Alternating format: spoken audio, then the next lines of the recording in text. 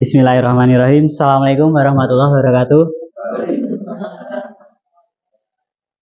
Alhamdulillahirrahmanirrahim. Allahumma sholli ala Muhammad wa ala ali Muhammad.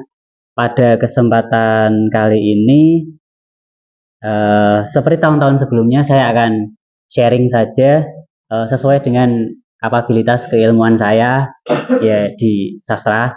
Maka saya akan bercerita saja. Kalau mungkin kemarin-kemarin sudah ceramah dengan segala ilmu keagamaan, saya akan cerita saja. Kalau ada hikmah yang bisa diambil, alhamdulillah. Semoga ada manfaatnya. Cerita ini tentang seorang yang punya kuda gitu, pemilik kuda gitu. Dia tinggal di suatu daerah gitu. Dia punya kuda. Pada masa itu kendaraan mesin belum banyak ya. Jadi yang digunakan untuk kendaraan sehari-hari adalah kuda. Selain punya kuda juga di situ juga seorang itu punya anak muda juga. Itu dari kecil anak muda itu dulunya pas kecil merawat kuda itu dari kudanya kecil sampai kudanya dewasa dan sampai bisa dikendarai dan membantu untuk proses kerjanya gitu. Pada suatu ketika kuda itu hilang, entah bagaimana kuda itu kabur dari kandangnya gitu. Berita kaburnya kuda itu tentu tersebar di tetangga-tetangganya dan warga sekitarnya gitu. Tentu seperti tetangga pada umumnya, ketika saat ada satu kejadian pasti ya rasan-rasan terjadilah gitu.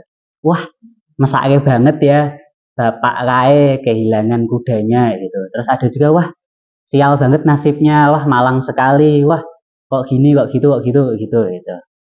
Terus cari-cari usaha semampunya hingga pada satu momen akhirnya dia ya wis lah memang takdir mungkin kuda itu bukan rezeki saya gitu. Akhirnya beberapa minggu kemudian kok ternyata kuda itu balik. Bukan balik sendiri tapi balik ke kandangnya ngajak temannya. Jadi yang hilang satu kuda ternyata kembali dua kuda. Kudanya masuk ke kandangnya itu lagi, dua kuda. Bati kan ya? Bati ya. Seperti sebelumnya, tetangganya rasan-rasan lagi. Wah, bapak kae bejo banget ya rezekine ya. Entok dapat kuda dua malahan, kehilangan satu nggak jadi balik, akhirnya malah dapat dua, dapat double. Ya, tentu keluarga itu tidak serta-merta langsung oke, ini rezeki saya dan lain-lain. Tidak, tapi tentu ya dia tetap coba-coba tanya dulu apakah ada yang kehilangan kuda atau gimana gitu. Hingga setelah beberapa hari memastikan keadaan itu ya akhirnya mungkin memang itu kuda ditakdirkan untuk hidup bersama dia. Akhirnya ya wis, kuda itu sebagaimana kuda pada umumnya hewan pasti ada insting liarnya. Itu tetap mereka melatih kuda itu dulu supaya bisa terkendali gitu. Supaya bisa digunakan untuk bekerja dan berkendara gitu. Hingga pada saat proses melatih itu kok dilalah kuda itu namanya kuda liar ya pasti sikapnya kurang terkendali. Akhirnya si anak muda tadi terpancal itu, tertendang gitu. Akhirnya patah kakinya. Tentu seperti kasus sebelumnya, tetangganya rasan-rasan semua. Walah, kuda itu tidak jadi rezeki ternyata, malah jadinya sebagai bencana untuk keluarga itu, patah tulang. Akhirnya si anak muda tadi dirawatlah ke semacam rumah sakit pada masa lalu itu. Tentu rasan-rasan itu semakin panjang, kok sial banget keluarga itu. Nggak jadi dapat rezeki, malah anaknya patah tulang, dirawat di rumah sakit lama, nggak bisa bekerja dan sebagainya. Perawatan itu berjalan sekian lama. Lalu hingga satu ketika dunia berjalan tidak baik-baik saja. Kemudian pemerintah di daerah itu merespon kejadian dunia. Kemudian pemerintah membuat satu kebijakan. Semua pemuda wajib ikut latihan militer dan siap untuk berperang kapanpun gitu. Semua pemuda yang ada di kampung ditarik semua kecuali yang tadi karena patah tulang gitu, masih dalam proses perawatan di rumah sakit. Akhirnya ya sama seperti kasus sebelumnya, tangganya rasan-rasan lagi.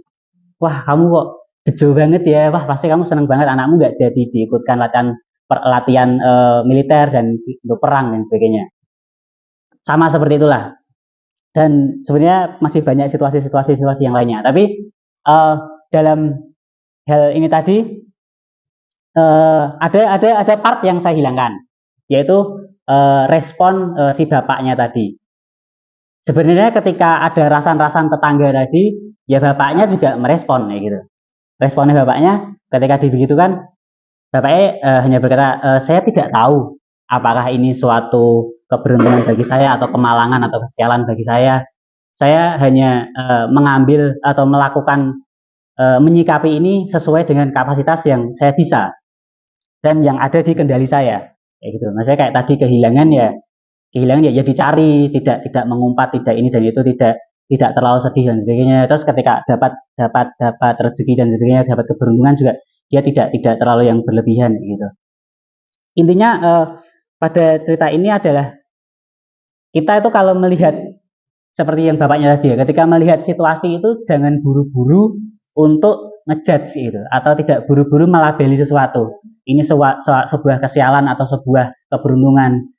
Karena kita nggak tahu ini sebenarnya kalau kita lihatnya di zoom out itu, kita melihatnya frame-nya agak jauh, melihat timeline ceritanya agak jauh, agak panjang. Ternyata satu dan lainnya saling berkaitan dan kayak hanya kehidupan itu memang muter gitu toh gitu. Kita sebaiknya tidak buru-buru ngecap sebuah situasi secara keadaan itu ternyata ini kemalangan, ternyata ini kesialan gitu. Atau jangan buru-buru merayakan euforia bahwa ini kemenangan kita, ini keberuntungan kita, jangan terlalu buru-buru seperti itu, tapi lebih secukupnya saja gitu. Jangan terlalu berlebihan dalam menyikapi, dalam bersedih maupun bersuka cita. Terima kasih. Wassalamualaikum warahmatullahi wabarakatuh.